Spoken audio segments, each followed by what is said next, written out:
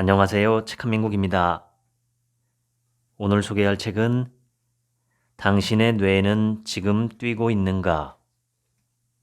지은이는 독일 막스 플랑크 연구소의 신경과학자 마누엘라 마케도니아입니다.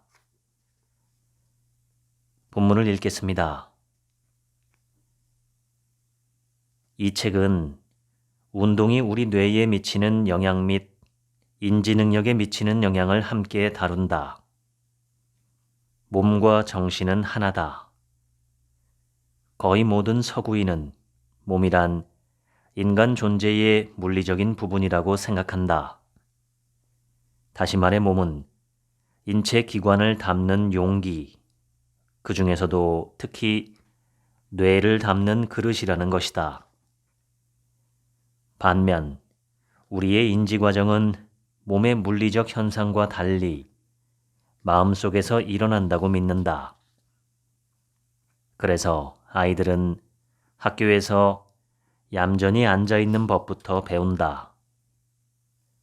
정신이 방해받지 않아야 인지 과정이 제대로 이루어진다고 믿어서다.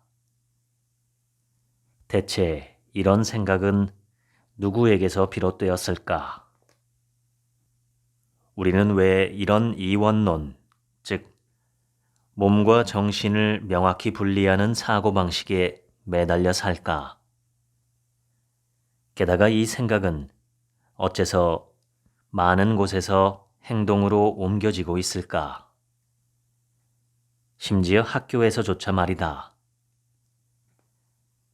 몸과 영혼에 대한 고찰은 고대에서 시작되었다. 플라톤은 인간이 죽으면 영혼이 육신에서 걸어 나온다고 설명했다. 계몽주의 시대에는 프랑스 철학자이자 수학자인 르네 데카르트가 방법 서설에서 육신과 영혼에 대한 문제를 물질과 정신의 분리로 정의했다. 물질과 정신은 상호작용 관계에 있지만 근본적으로 서로 분리되어 있는 상이한 체계라는 것이다. 나는 생각한다, 고로 존재한다 라는 그의 명제 역시 이러한 입장의 반영이다.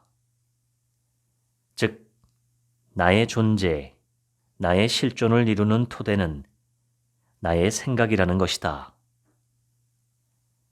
데카르트에게 존재는 하나의 정신적 현상에 지나지 않았다.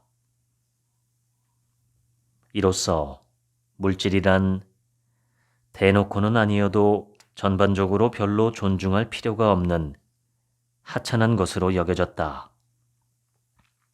그런데 21세기의 우리가 보기에 데카르트의 근거는 참 희한하기 짝이 없다.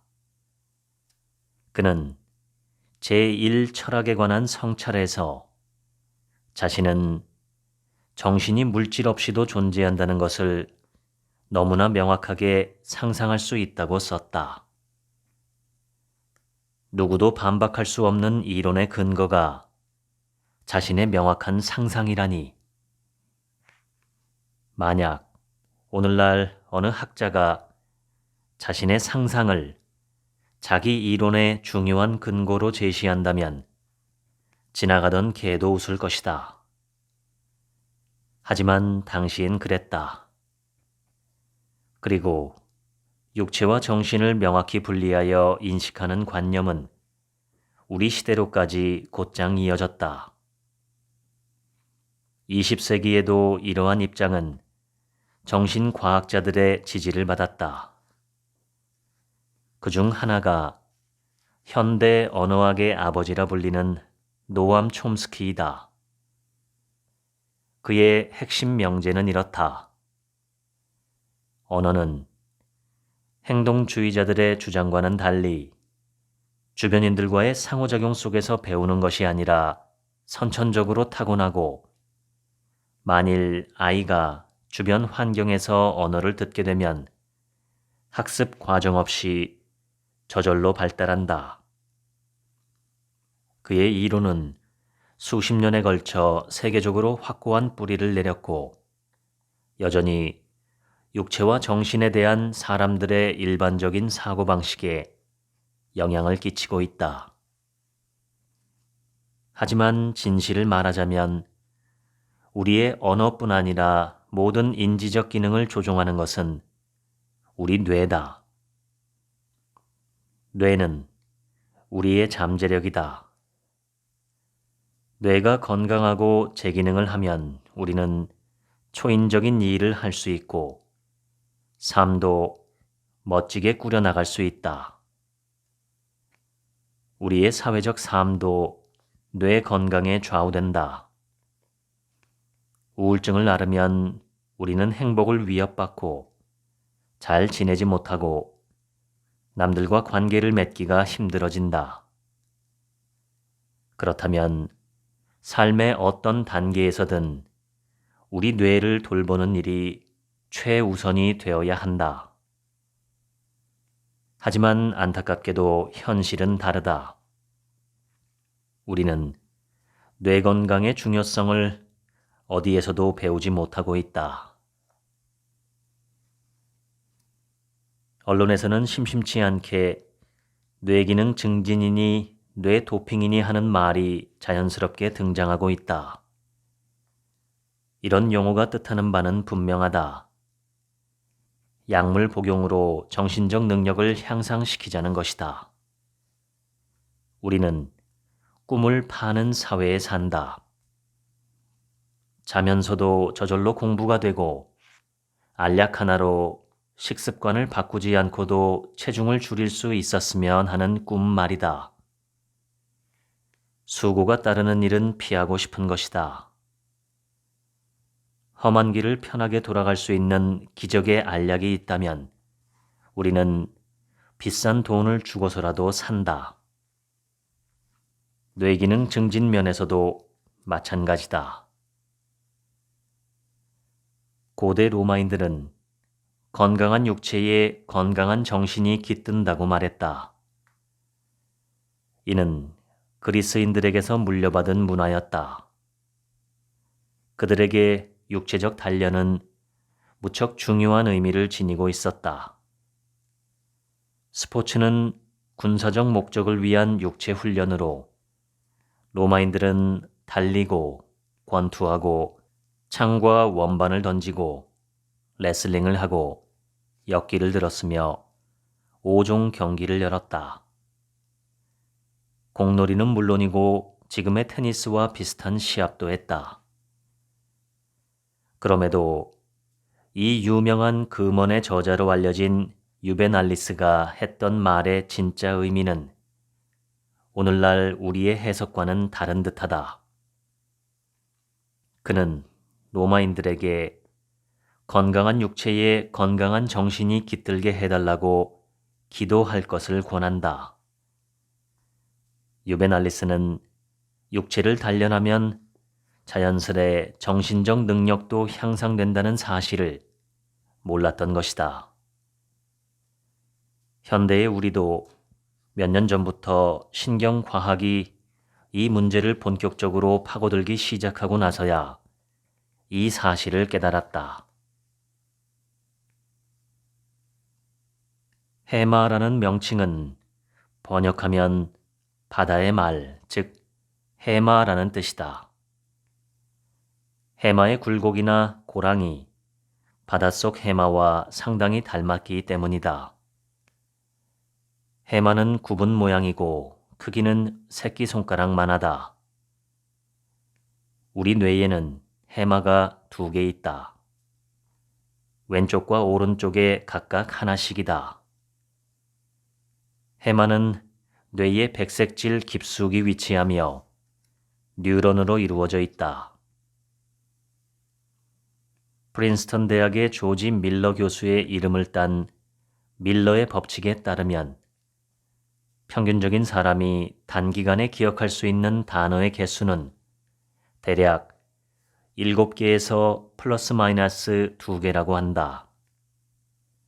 그런데 시간이 지나 밀러의 실험이 일반 대학생들을 상대로 실시한 것이라는 사실이 밝혀졌다. 이런 모든 점을 고려해 기억 연구자들이 이룬 합의가 있다. 보통 사람이 단기적으로 기억할 수 있는 단어의 수는 4개 플러스 마이너스 1개라는 것이다. 우리가 새로 알게 된 것들, 그러니까 이름이나 목록 같은 것들은 일단 해마에 모두 저장된다. 이런 정보가 해마에 머무는 시간은 짧게는 몇 초에서 길게는 약 2년에 이른다. 이것이 단기 기억의 범위다. 그러다 시간이 지나면 저장된 내용은 대뇌 피질로 옮겨진다. 해마 속에서 일어나는 멋진 일이 하나 더 있다. 바로 신경 생성이다. 신경 생성이란 새로운 뉴런의 탄생을 의미한다. 해마와 해마곁 일항 사이의 특정 지점에서 평생 동안 매일 새로운 세포가 만들어져 뉴런이 된다는 사실은 아직까지도 잘 알려져 있지 않다. 뉴런은 왜 평생 계속 만들어져야 할까? 이유는 분명하다. 우리가 살아가는 동안 뉴런의 일부가 망가지기 때문이다. 가령 술을 마시거나 잠을 잘 못 자거나 뇌를 다치거나 병에 걸리거나 하면 뉴런은 망가진다. 이때 새로운 뉴런은 뇌에서 수리와 정돈 작업을 한다. 점점 낡아가는 집에서 헌 벽돌을 새 벽돌로 교체하는 것과 비슷하다. 인간의 해마는 20세부터 매년 1에서 2%씩 쪼그라든다. 이에 따라 정신 능력도 감퇴되지만 처음엔 거의 인지할 수 없을 만큼 서서히 진행된다. 하지만 40세가 되면 우리는 이 중요한 부위의 최소한 20%를 잃게 되고 이 때문에 해가 갈수록 새로운 것을 기억하는 능력은 점점 떨어진다. 나이 든 사람들이 컴퓨터 배우는 걸 꺼리는 이유도 여기에 있다. 그들에게는 소프트웨어의 여러 진행 과정을 머릿속에 저장하는 것이 어렵기 때문이다. 해마와 동시에 대뇌 피질도 상당 부분 줄어든다. 백색질도 나이에 따라 약 10에서 15%까지 쪼그라든다. 그렇다면 이런 의문이 든다. 인류의 진화 과정에서 왜 이 현상을 막을 메커니즘이 개발되지 않았을까? 진화 신경해부학자 최 셔우드와 그의 동료들은 이 물음에 대한 답을 찾아 나섰다. 그들은 인간과 침팬지의 뇌 축소 현상을 비교하고 침팬지가 인간에 비해 자연의 특혜를 더 많이 받은 것을 확인했다. 침팬지의 경우 노화에 따라 뇌가 축소되는 규모가 인간보다 훨씬 적었던 것이다. 셔우드 연구팀은 뇌세포 속의 미토콘드리아에서 그에 대한 답을 찾아냈다.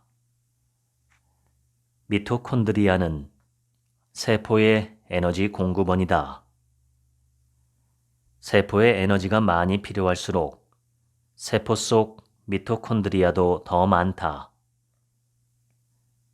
챗 셔우드는 자신의 연구 논문에서 인간 뇌세포는 처리해야 하는 일이 많기 때문에 우리의 친척벌인 원숭이 종보다 더 많은 에너지가 필요하다고 말한다. 요약하자면 인간의 뇌는 쉼없이 최고 속도로 달리고 있다. 이는 미토콘드리아라는 작은 발전소를 심각하게 소모시키고, 이 때문에 미토콘드리아는 더 이상 자신의 임무를 예전만큼 잘 수행하지 못한다. 그 결과 나이가 들면 대다수의 뇌세포는 에너지를 공급받지 못해 사멸하고 뇌 부피도 줄어든다. 이제 여러분도 나처럼 자신의 해마와 대뇌 피질에 대한 걱정이 슬슬 치밀어 오를 것이다. 해마의 활력을 주려면 어떻게 해야 할까? 누가 여러분에게 당신의 해마 건강을 지켜줄 약이 있다고 선전하면 절대 믿지 마라. 그런 약은 없다. 다만 다른 형태의 약은 있을 수 있다. 바로 지구력을 키우는 유산소 운동이다. 나는 매일 12km를 달렸다. 조깅은 새벽 6시나 저녁 7시에 끝났다. 중요한 건 조깅이 끝난 뒤 완전히 지친 상태로 엉금엉금 기어서 집으로 돌아오지 않아야 한다는 것이다. 대신 땀에 흠뻑 젖었지만 상쾌하고 가벼운 상태로 돌아와 뜨거운 물로 샤워한 뒤 연구실로 출근하거나 파스타를 요리해 먹었다. 사전에 따르면 지구력은 육체적으로나 정신적으로 일찍 나가 떨어지지 않고 최대한 빨리 몸과 정신이 회복될 수 있을 만큼 일정한 강도로 오래 버틸 수 있는 운동 능력을 말한다. 나의 조깅은 이 개념에 딱 맞았다. 운동 강도를 높이면 우리는 더 많은 산소를 얻기 위해 더 빨리 호흡한다. 물론 그럼에도 산소를 충분히 얻지 못하는 경우가 있다. 그러면 우리는 몸의 산소 공급이 부족한 무산소 상태로 접어든다. 무산소 운동이 주를 이루는 스포츠는 기록 경기다. 하지만 이는 우리와는 상관이 없는 운동이다. 이 책에서 다루는 것은 유산소 운동과 지난 몇 년 사이 그와 관련해서 발표된 신경과학 연구이기 때문이다. 핵심은 적당한 운동이다. 지금껏 운동을 하지 않았던 사람에게는 맑은 공기를 마시며 2km 정도 산책하는 것이 맞을 수 있다. 해마 이야기로 돌아가 보자. 지금까지의 연구가 보여주는 결과는 명확하다. 유산소 운동은 우리의 해마를 건강하게 해준다는 것이다. 미국 보건원의 연구원 헨리에트 반 프라그는 1999년 네이처 뉴로사이언스의 선구적인 연구 결과를 발표했다. 달리기가 신경 생성을 촉진한다는 것이다. 뇌의 노화에 관한 논의를 가만히 지켜보면 마치 젊을 때는 굳이 인지 능력을 개선하기 위해 운동할 필요가 없다는 말처럼 들리기도 한다. 젊을 때는 모든 것이 쌩쌩할 거라고 착각하는 것이다. 운동이 젊은 사람들의 뇌, 즉 어린아이와 청소년의 뇌에도 엄청난 이익을 안겨준다는 사실은 별로 알려져 있지 않다. 아동기와 청소년기의 신체 활동은 신체 건강에도 좋지만 동시에 학업 성적에도 좋은 영향을 끼친다. 운동을 많이 하고 몸이 건강한 평균적인 학생들이 학교 성적도 더 좋다. 로라 체도크는 7에서 9세 학생 73명을 연구실로 불러 이들의 몸 상태를 확인했다.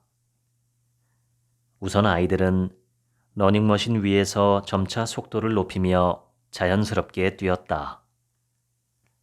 연구자들은 아이들이 높은 강도로 뛰는 동안 그들의 산소 소모량을 측정했다.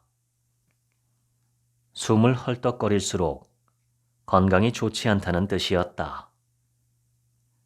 달리기를 마친 뒤 체도크는 아이들의 해마를 조사했다. 예상한 대로 해마의 혈류가 증가했다. 이 실험 결과가 말하는 바는 분명했다.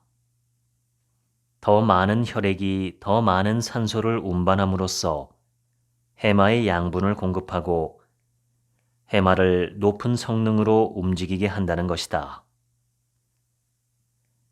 아이들이 규칙적으로 운동하면 해마의 혈액 공급에 장기적인 변화가 나타난다. 전문 용어로 혈관화라고 부르는 현상이다. 혈관이 좀 더 강해지고 새로운 혈관이 생겨나는 것이다. 운동을 하면 뇌 속의 모든 혈관은 바쁘게 움직이고 더 많은 혈액을 공급받는다. 뇌 혈관의 용량이 충분하지 않다면 새 혈관이 만들어진다. 즉, 필요에 따라 뇌혈관의 구조가 바뀐다는 말이다.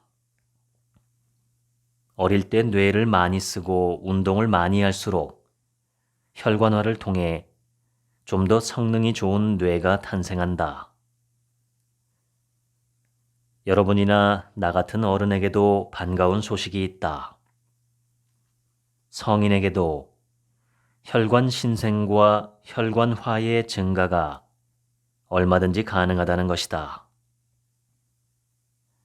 사실 신경과학계에서 신체 운동이 뇌의 혈관화를 촉진한다는 것이 밝혀진 지는 이미 꽤 오래되었다.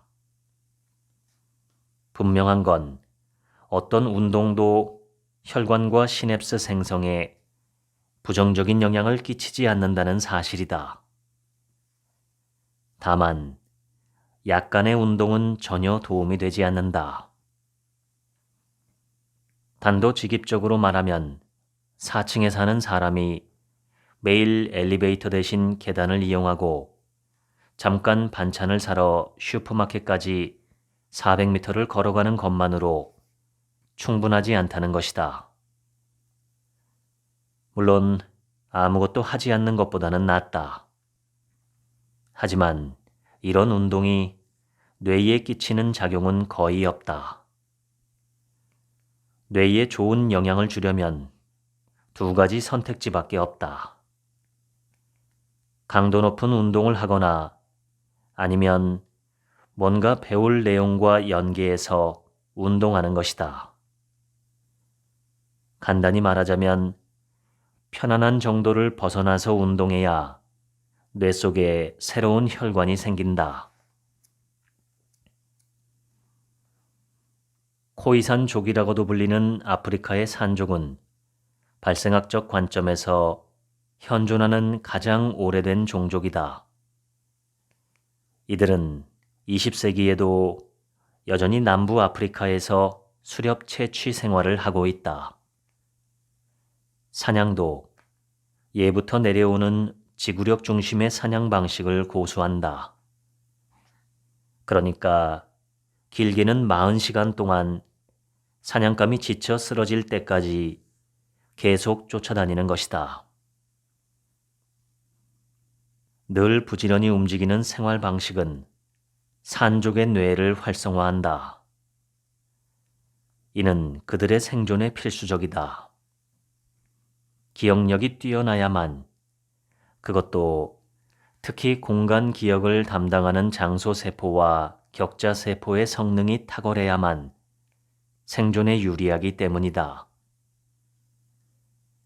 칼라하리 사막의 어디에서 타조화를 발견했는지, 또 잘 익은 열매가 달린 나무가 어디에 있었는지 정확히 기억하는 것은 생존에 꼭 필요하다.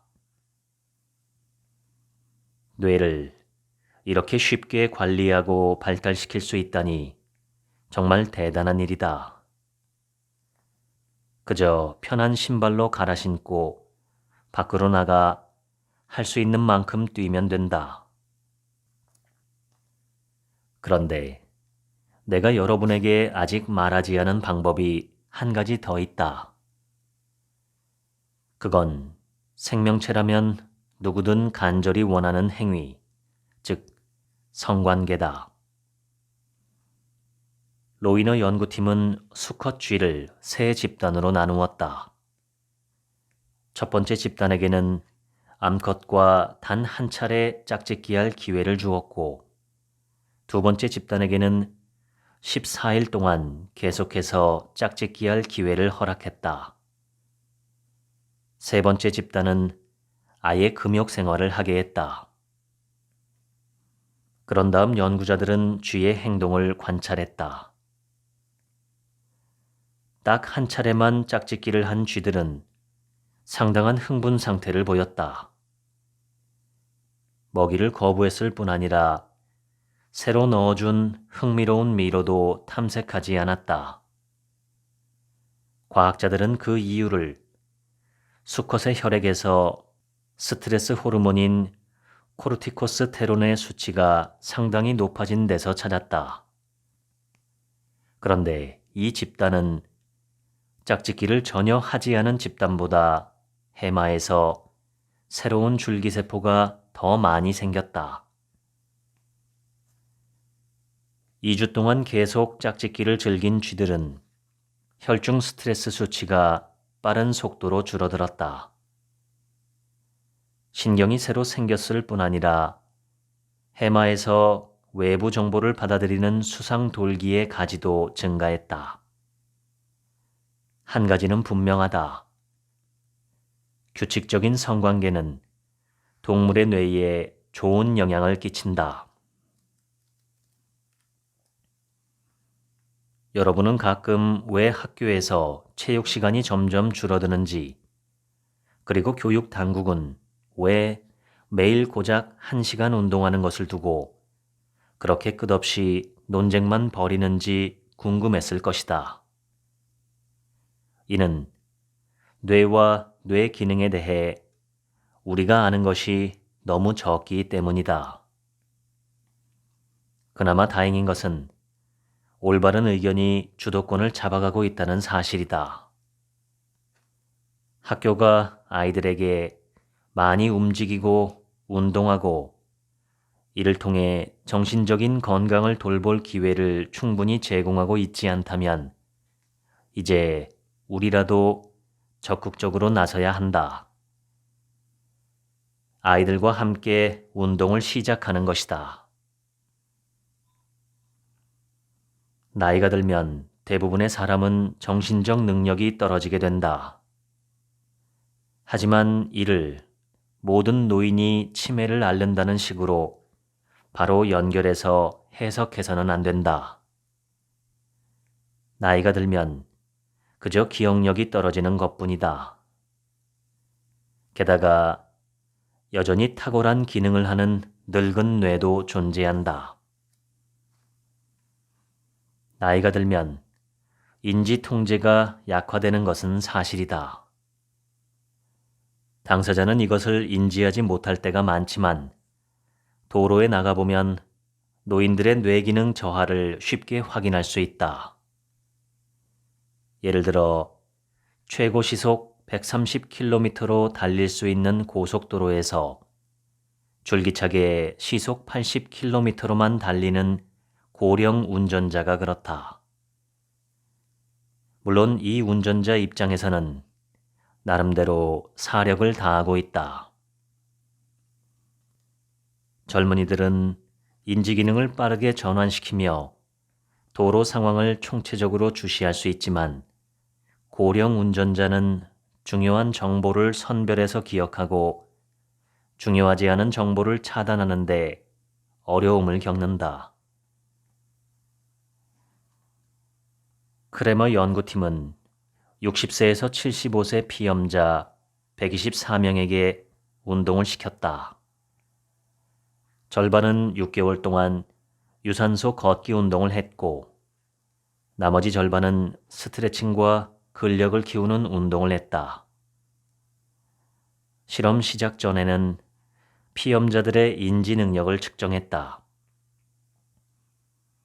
6개월의 실험 기간이 끝난 뒤 과학자들은 같은 측정을 반복했다. 모든 참가자들이 운동 전보다 나은 결과를 보였지만 유산소 걷기를 한 그룹의 인지 능력이 훨씬 더 좋게 나타났다. 정리하자면 자연스러운 운동, 즉 유산소 걷기가 인지적 통제력의 개선에 도움이 된다. 음식도 뇌와 상당한 관련이 있다. 우리 종이 살아남기 위해 진화는 우리 몸 안에 즐거움의 메커니즘을 장착해 놓았다. 우리는 좋아하는 음식을 보거나 냄새를 맡거나 먹거나 손에 넣으면 즐거움을 느낀다. 먹을 것을 마련하는 일과 관련된 일이라면 뭐든 즐겁게 수행한다. 짝짓기도 마찬가지다. 우리는 생물학적으로 번식할 수 있는 시기가 되면 밖으로 나가 사람들을 사귀고 멋진 옷과 장신구, 화장품, 향수를 기쁜 마음으로 구입한다. 이런 행위는 모두 의식적으로건 무의식적으로건 이성을 유혹하는 데 초점이 맞추어져 있다. 이 모든 것의 핵심은 성관계다. 인간의 삶에 정말 중요한 두 가지 일, 즉 음식과 성관계는 진화가 우리에게 준 고마운 선물이다. 우리 뇌의 깊숙한 곳에는 도파민 생산 본부가 숨어 있다. 도파민은 행동을 제어하는 뇌의 네트워크인 보상 체계를 활성화하는 물질이다. 우리는 재미있어 보이고 어떤 보상이 주어질 것 같은 일이면 자발적으로 그 일을 한다. 보상 네트워크에 신호 물질을 보내야 즐거움과 동기가 생겨나는 것이다. 저명한 보상 연구자 앙투안 베샤라 연구팀은 52명의 참가자들에게 다이어트를 시켰다. 여느 때처럼 중간에 다이어트를 중단한 사람이 줄줄이 나왔다. 추가 테스트 결과 다이어트를 중도에 포기한 참가자들은 다른 이들에 비해 보상에 좀 더 민감하게 반응하는 것으로 드러났다. 그러니까 그들은 작은 자극에도 쉽게 다이어트를 그만두고 마는 것이다. 이것은 모든 형태의 금욕에 적용된다. 어떤 이들은 30년간 담배를 피우다가도 한순간에 담배를 끊는 반면에 어떤 사람들은 갖은 방법을 써도 담배를 끊지 못한다. 뇌과학적 관점에서 보면 그에 대한 한 가지 원인은 바로 도파민 수용 능력 저하다. 과학자들은 과체중 피험자들의 뇌에는 수용체가 적다는 것을 발견했다. 그러니까 도파민을 받아들이는 지점이 부족한 것이다. 그렇다면 그들은 같은 음식을 먹어도 만족감을 덜 느낄 수밖에 없다. 체질량 지수가 높은 사람은 음식으로 보통 사람들과 똑같은 만족감을 얻으려면 훨씬 더 많이 먹어야 한다는 것이다. 음식을 먹고 느끼는 만족감의 강도가 남들보다 떨어지기 때문이다. 유전적으로 과체중이 될 가능성이 큰 사람이 영양 섭취에 신경을 쓰고 충분히 운동을 하면 자신의 유전자에 영향을 줄 수 있고 그 시간이 쌓이면 심지어 유전자를 바꿀 수도 있다. 자신의 행동으로 유전자를 바꿀 수 있다는 말이다. 여기에 탁월한 효과가 있는 것이 바로 운동이다. 운동은 후생 유전학적으로 영향을 끼치기 때문이다. 운동이 어린이와 청소년의 인지 기능과 정서적 발달에 중요하다는 사실은 이미 많은 연구들로 증명되었다. 운동이 인지 기능을 촉진하고 학업 성취도를 높인다는 것은 의심의 여지가 없다. 더불어 운동은 졸업 후에 더 나은 직장에 들어가고 더 나은 삶의 기회를 얻는 데 도움이 된다. 그 외에도 운동의 효과는 아주 다양하다. 요즘엔 주의력 결핍 과잉 행동장애, 즉 ADHD 진단을 받는 아이들이 많다. 주의력을 지속하고 순간적인 충동을 억제하는 데 어려움을 겪고 비정상적일 정도로 과도한 행동을 보이는 아이들이다. 그런데 2017년 한 연구에 따르면 ADHD를 앓는 아이들도 충분히 운동을 하면 증상이 개선된다고 한다. 눈여겨봐야 할 점은 이러한 행동 장애를 지닌 아이가 결코 드물지 않다는 것이다. 6에서 12세 아동의 약 10%에서 나타나는 이 질환은 지금까지 조사한 모든 나라와 인종에서 확인되었다. 그리고 운동은 ADHD 증상을 단기적으로도 완화할 수 있다. 2010년 한 연구가 이를 증명했다. 25명의 아이들이 단 한 번 러닝머신 위에서 30분 정도 가볍게 달리고 난 다음 주의력과 충동성 측정 테스트를 받았는데 모두 결과가 좋았다. 기대했던 대로 운동하기 전에 비해 주의력은 높아지고 충동성은 줄어든 것이다.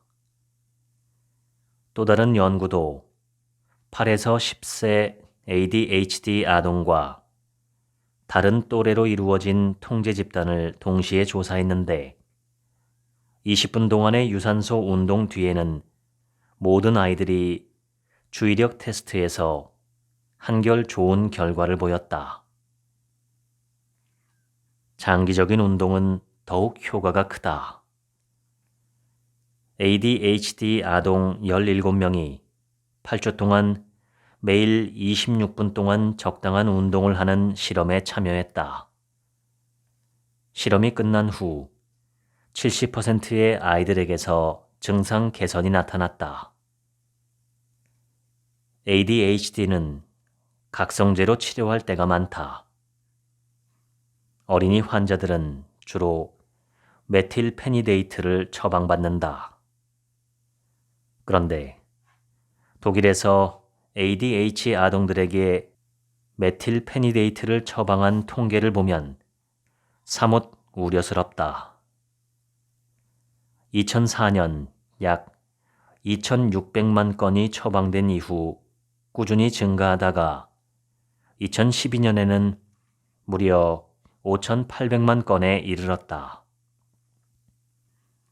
ADHD 치료를 위해 메틸페니데이트 같은 각성제를 복용하는 것이 상당히 위험하다는 사실을 알아두어야 한다.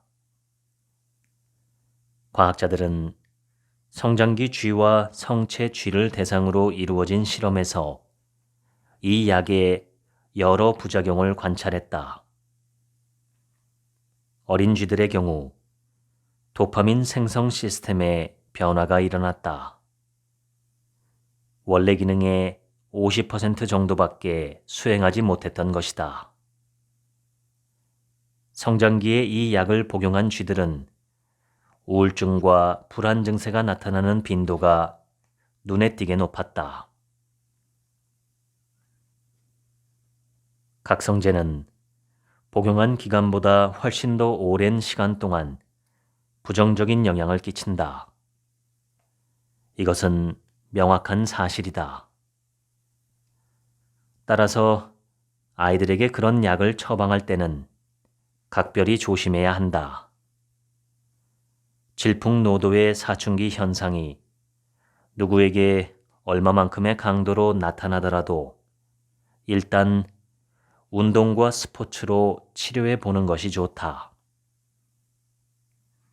몸을 활발하게 움직이면 아이들은 그런 경험에 만족하고 밤이 되면 지쳐 바로 쓰러진다. 몸은 파김치가 되었지만 정신은 행복해진다. 모든 질병이 그렇듯 유전적 소인이 발현되느냐 발현되지 않느냐는 우리의 생활 방식에 달려 있다. 건강한 생활 방식이라 함은 단순히 유기농 채소를 먹고 즐겁게 살려고 노력하고 규칙적인 생활을 하는 것만 이야기하는 것이 아니라 몸을 움직이는 것도 포함된다. 혹시 서양 사회에서 근골격계 질환, 주로 허리 통증 다음으로 일을 할 수 없게 만드는 가장 흔한 원인이 우울증이라는 걸 알고 있는가? 만일 우리가 스트레스 상황에서 실제로 싸우거나 도망칠 수 있다면 뇌 속의 코르티솔은 분해되고 스트레스에 대한 우리의 대응 태세도 정상으로 돌아간다. 하지만 도망칠 수도 없고 그렇다고 힘으로 제압할 수도 없는 나쁜 직장 상사와 계속해서 함께 지내야 하는 상황이라면 코르티솔은 우리 몸속에 계속 남아있게 된다. 코르티솔은 장기적으로는 우리의 신체 기관을 해친다. 피부와 뼈에 나쁜 작용을 하고 상처 치료에 악영향을 끼친다. 뇌에는 더더욱 나쁘다. 코르티솔로 인해 특히 피해를 입는 부위는 해마다. 만성 스트레스를 받은 쥐들의 경우 해마의 부피가 줄면서 기억 기능이 감퇴했다. 유독 해마가 더 많이 수축되는 이유는 이 뇌 조직이 안타깝게도 다른 부위보다 코르티솔 수용체가 특히 많기 때문이다. 이것이 의미하는 바는 분명하다. 우리는 삶에서 부정적인 일들을 유난히 잘 기억한다는 것이다. 스트레스를 받은 쥐들은 행동에서도 변화를 보였다. 녀석들은 탁 트인 공간에 놓이면 불안해했고 익숙하지 않은 소리나 새로운 상황에도 두려움을 드러냈다. 반면 다른 쥐들에 대한 공격성은 증가했다. 하지만 더 나쁜 것은 심리-사회적 스트레스였다. 쥐는 사회적 동물이기 때문이다. 한 번 손상된 해마는 복구가 불가능할까? 아니다. 해마는 원상태로 되돌릴 수 있다. 이 역시 실험으로 증명되었다. 스트레스는 뇌에 영구적인 해를 입힐 수 없고 우리 뇌는 짧은 시간 안에도 완전히 복구될 수 있다. 코르티솔과 우울증은 어떤 관련이 있을까? 이 스트레스 호르몬에는 유전자를 가동시키는 특성이 있다. 우리는 유전자 설계도, 즉 게놈 속에 우리 몸의 모든 부위에 대한 유전자를 갖고 있다. 여기에는 질병 유전자처럼 우리 몸을 변화시킬 수 있는 유전자도 포함되어 있다. 그래서 우리는 엄마와 닮은 코를 갖고 태어나거나 할아버지와 닮은 머리 색깔을 갖고 태어나기도 한다. 그런데 살다 보면 가족 중에 그런 질병을 앓는 사람이 없는데도 40살에 특정 음식에 대한 알레르기가 나타나고 50살에 우울증이 생기고 60살에 암에 걸리기도 한다. 옛날에는 오직 유전학 하나로 이 모든 걸 설명했다. 유전자가 곧 우리 자신이라는 것이다. 만약 그렇다면 가족 중에 알레르기를 가진 사람이 없을 경우 나에게도 알레르기는 생길 수 없다. 하지만 현실은 그렇지 않다. 오늘날에는 후생 유전학에 대해 이야기한다. 이는 우리의 환경이 우리의 유전자 설계도를 함께 그려나간다고 생각하는 상위 개념의 유전학이다. 담배를 예로 들어보자. 흡연이 폐암을 비롯한 여러 질환의 발생 위험을 높인다는 사실은 충분히 알려져 있다. 흥미로운 점은 코르티솔 역시 폐암의 스위치를 켤 수 있다는 점이다. 코르티솔에는 후생 유전학적 특성이 있어서 많은 질병 유전자의 스위치를 켤 수 있다. 신체 질환이건 정신 질환이건 간에 말이다. 따라서 평생 담배를 입에 대지 않고 건강하게 살았다고 하더라도 오랜 기간 자주 화를 내는 바람에 매일 코르티솔이 분비되었고 스트레스 상황에서 도망치지도 싸우지도 못하는 경우가 많았다면 우리는 얼마든지 폐암에 걸릴 수 있다. 우울증은 스트레스 호르몬의 후생 유전학적 특성을 전형적으로 보여주는 예다. 다만 안심이 되는 소식도 있다. 질병을 유발하는 유전자 스위치가 켜질 수도 있지만 우리 뇌에는 병적 유전자의 발현을 잠재우는 사일런서 메커니즘도 존재한다는 사실이다. 이 사일런서 단백질을 강화하는 것은 건강한 식이와 스트레스 회피, 규칙적인 유산소 운동이다. 수십 년 전부터 행동 관련 연구들은 운동이 사람의 기분과 불안정한 정서에 긍정적 영향을 끼치고 정신질환, 특히 우울증에 도움이 된다는 사실을 증명해 왔다. 운동이 정신질환에 대한 기적의 치료제임을 입증한 논문들이 무수히 존재하는데도 여전히 전 세계적으로 대부분의 환자들은 오직 약만 집어든다.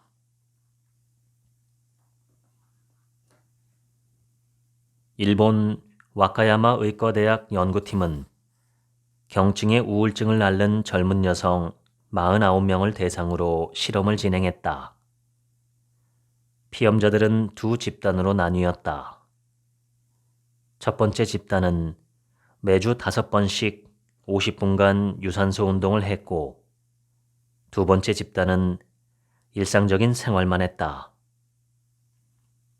2달이 지난 뒤 예상한 대로 유산소 운동을 한 집단은 그렇지 않은 집단보다 우울증 증상이 눈에 띄게 좋아졌다. 게다가 소변에서 코르티솔과 아드레날린 수치도 줄었다. 운동을 한 여성들은 폐 기능이 개선되고 맥박까지 정상으로 돌아왔다. 적당한 속도로 50분 동안 달리는 운동을 40번 정도 했을 뿐인데 이런 놀라운 효과들이 한꺼번에 나타난 것이다. 이와 비슷한 결과는 다른 수많은 연구들에서도 확인되었다. 그런데 특이한 점은 달리기 속도를 높이니까 오히려 코르티솔 수치가 오르고 긍정적 효과도 떨어졌다는 것이다. 결국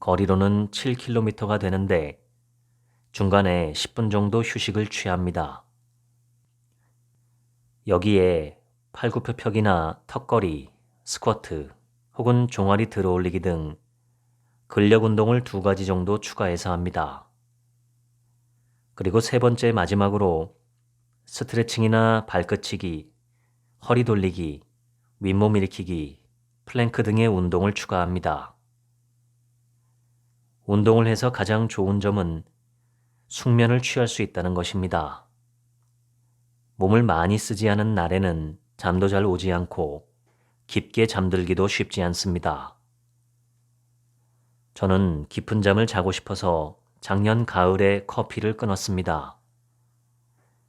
아침에 믹스커피 한 잔만 먹어도 밤에 잠드는데 1시간 이상 걸렸기 때문에 견디다 못해 완전히 끊은 것입니다. 커피를 끊고 나자 잠드는 시간이 훨씬 짧아졌고 중간에 화장실을 가거나 잠에서 깨어나는 일도 거의 없어졌습니다. 다만 커피를 끊으니 운동할 때 예전처럼 기운이 나는 것 같지는 않습니다. 몸과 마음의 각성도가 약간 떨어진다고 할까요? 한편으로는 그것도 상당히 좋습니다. 몸과 마음이 이완되는 느낌입니다. 오늘 소개한 책에서는 주로 운동과 두뇌 건강의 연관성에 대해 설명해 주고 있습니다. 하루에 한 번 이상 체력적으로 약간 힘이 붙일 정도로 최소 1시간 정도는 운동하는 습관을 들여보시면 어떨까요? 힘들어서 운동 못한다는 분들도 많은데 힘들어서 운동을 못하는 게 아니라 운동을 안 하기 때문에 힘든 것입니다. 운동의 가장 큰 적은 귀찮은 마음입니다. 운동을 하면 기분이 좋아지고 몸도 건강해지고 두뇌도 쌩쌩해집니다. 이 사실은 과학적으로 증명된 팩트입니다. 행복한 삶을 위해서 날마다 운동하시기를 권유합니다. 지금까지 책 한 민국의 하루치 생각이었습니다. 들어주셔서 감사합니다.